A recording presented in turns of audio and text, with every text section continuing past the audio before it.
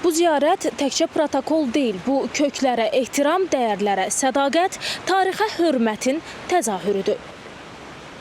Səfər xalqımızın ümumi lideri Heydər Əliyevin Naxçıvan şəhərinin mərkəzində ucalan abidəsi önünə gül dəstələri qoyulması ilə başladı. Bu həm də bir ömrün, bir irsin qarşısında ehtiram duruşu idi. Sonra Heydər Əliyev muzeyi ziyarət edildi. Dahi şəxsiyyətin həyat və fəaliyyətini əks etdirən eksponatlarla tanışlıq oldu.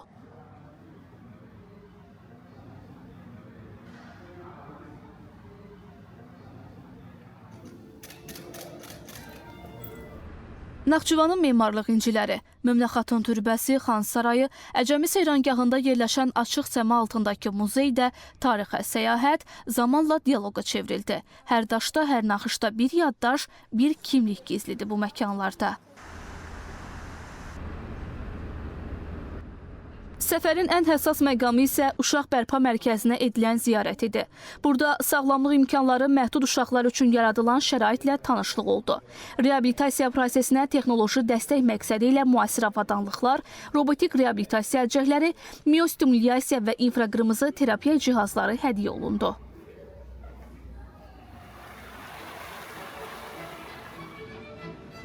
Günün sonunda Naxçıvan Muxtar Respublikasının Mədəniyyət Nazirliyinin təşkilatçılığı ilə Heydər Əliyev sarayında Tağıyev Neft bədii filminin təqdimatı keçirildi.